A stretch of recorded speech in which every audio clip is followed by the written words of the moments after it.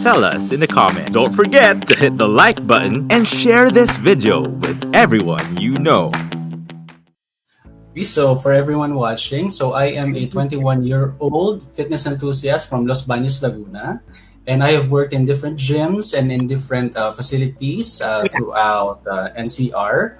I started teaching at the age of 17. I used to teach dance fitness first and basic aerobics, but as the years went by and I started to apply for professional programs and to certify myself in certain fitness programs, I learned how to incorporate fitness into dancing and make it approachable and fun, safe, and effective for everyone who just wishes to join and have a good time and also have a workout at the same time. Yeah. It was very hectic for me because Hectic. for one, I work as a full-time, I work full-time in the BPO industry. I Yeah. work from 9 a.m. to 6 p.m. in the evening. And dancing is already natural with me because I've been dancing for a very long time. The hassle there is that when my participants or when my clients request for new choreographies, that's when the hard part comes in. But I always find time to balance my work, my family, and as well as this gig of mine in the fitness. Usually, when I have breaks in my job as working for the BPO, I usually find time to just write down some choreography notes and just come up with it as the hours go by. So it really helps when you explore a lot of videos on YouTube. You Yeah. get to see the trends in the dances that are in nowadays. So it really helps my career and also my full life. So balance talaga, no? I love In that. high So school, make after class, I would go to our mall and I would see my mom on the dance floor. It's Yeah. the collection of all those smiles that I saw on that day that really compelled me to, oh, this can be interesting. I thought, when I That's first thought nice. that dancing could be constricting because of my background in Latin dance, I thought it Yeah. was just constricting. But when I really saw that class and I saw the people, they were like, they were screaming and they were having so much fun. So that moment, that first time that I saw a Zumba class, I was really hooked right away. And that's when I realized that I could also have this power Moment, to yeah. teach, this moment of mine. So that's really what inspired me to become a group fitness instructor in general. Yeah. It's So how did very, very, it's very fulfilling fulfill? as a whole. It's very fulfilling because all of your skills, all of the things that you've experienced when it comes to the professional world, that is the my life as a professional fitness instructor is not just limited to my own class. It goes beyond that. How I will interact, how I will spend my day, how my peers will see me on social media, how I will be talking to them in terms of executing a lot of the ethics involved, how I'm going to inspire them. So that's really the pinnacle of my career right there. So you get to learn a lot about the professionalism, about the Yeah. ethics, how you're going to adjust to all the kinds of demographic who wants to participate in your class. One of the most highlighting parts of my career is when we joined one of the largest Zumba parties or just plain fitness parties around the country. It's those are really what made me enjoy this life. So some of those events was when the creator of Zumba Fitness came here in the Philippines last May 2015. He had a Yeah. concert here. That's really one of the highlights of my career there because that's when I started to branch out and look for other gyms around Metro Manila area. But one of the biggest realizations that I had in my career is to always be professional about everything.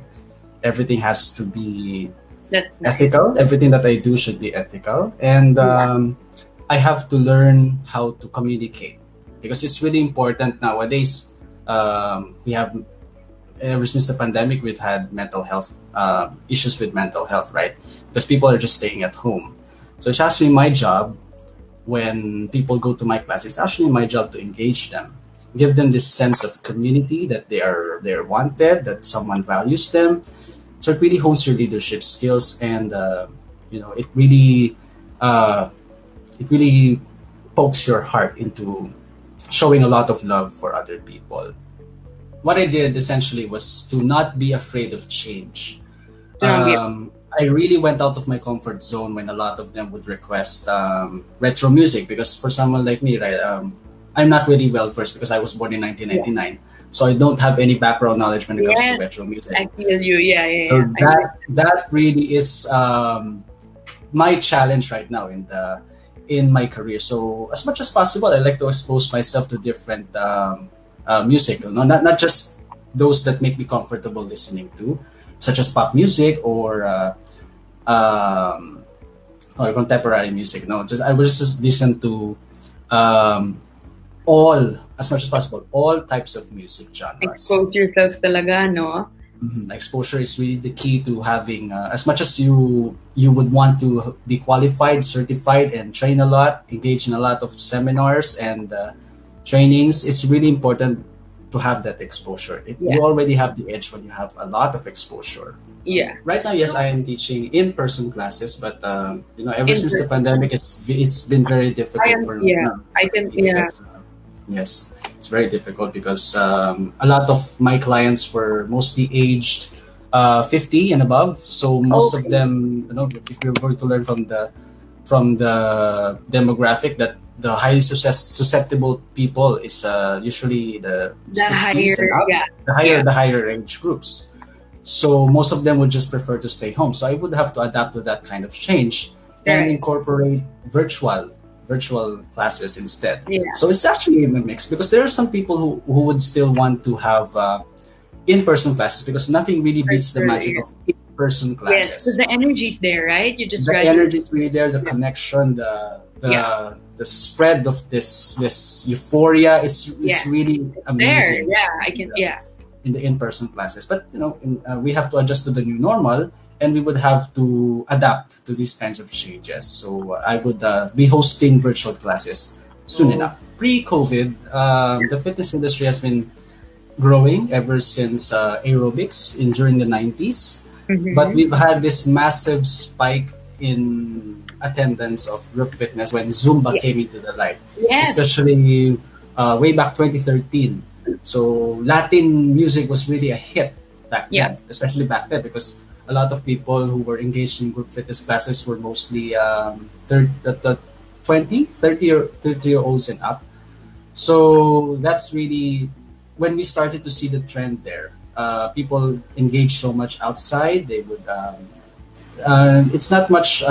Virtual classes weren't very prevalent back then, but right now, in the COVID era, we've seen a massive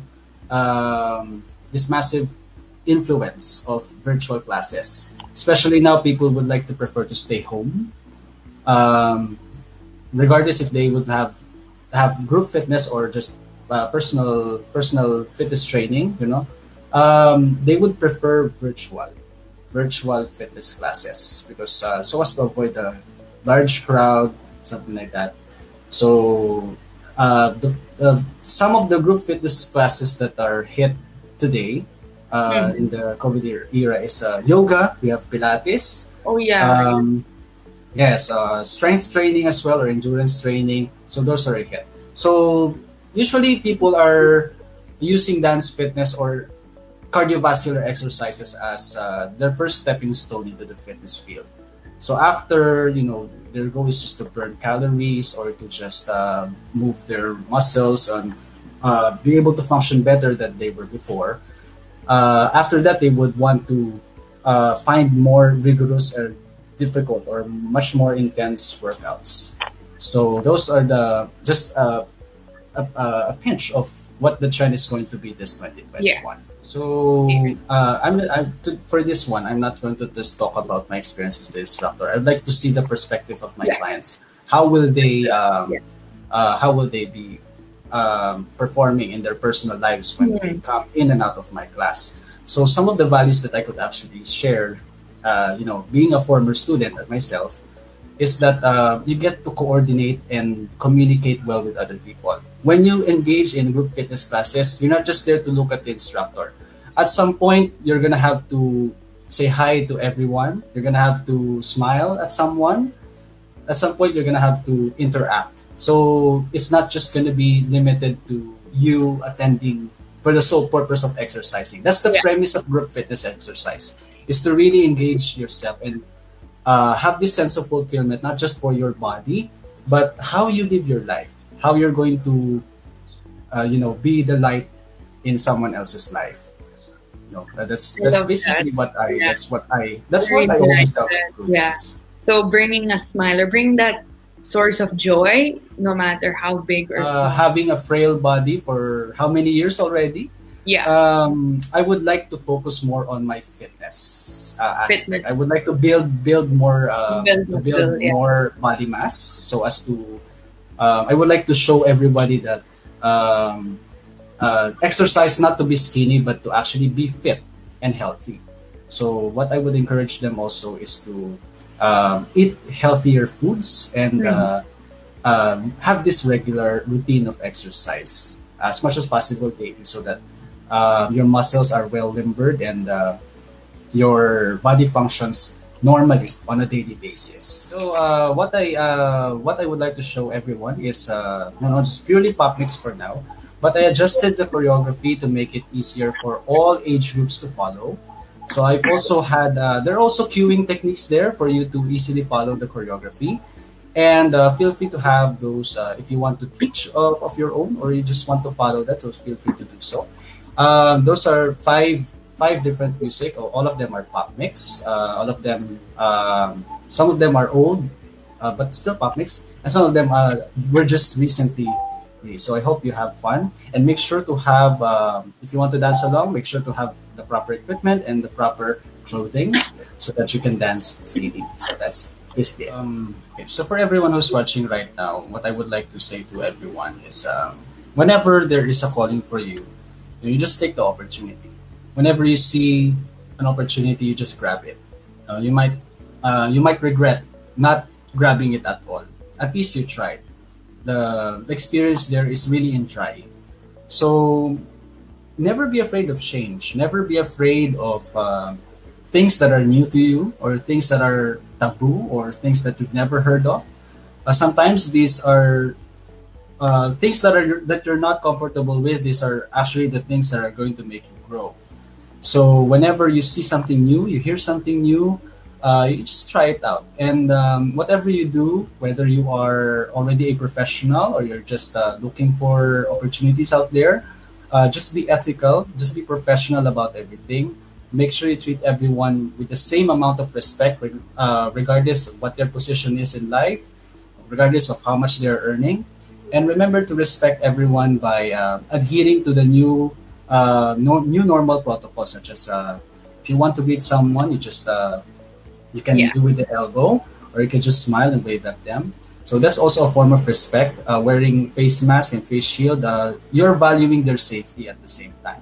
So whatever you do, you just make sure the words that come out of your mind and your lips are the good ones. Whatever you hear about yourself, if they're degrading or it destroys your confidence, never mind them.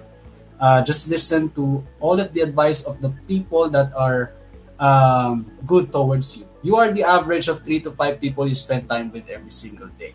So you might as well find the 3 to 5 people who will inspire you every single day to do better in life. You have it. That was fitness instructor Miguel Dela Torre. Thanks to Miguel, we learned that fitness in 2021 will focus on mindful fitness and will be more exposed to the virtual world, obviously, given the constraints that COVID has brought upon us. We also learned that fitness can change one's life, just like what it did for Miguel's. He's one of the most talented instructors I know, as seen in what he just demonstrated. So thank you so much, Miguel, for giving us a sweat this morning and for inspiring us with your story. That will do it for today at Sportswatch. Once again, this is your sports girl anchor, Nicole Lunglani. Thank you for tuning in. Catch me live every Saturday from 11 to 12:30 a.m. only here at Sportswatch. So for the whole weekend, we got a list of good shows coming up, starting with Beauty in the Box this 1 p.m. to 2:30, hosted by Alia Ambay. Next is Making a Difference by Erica Mison from 3 p.m. to 4:30 p.m. today. And then tomorrow we have Stay tuned for the next episode. Only here on V81 Radio, Manila.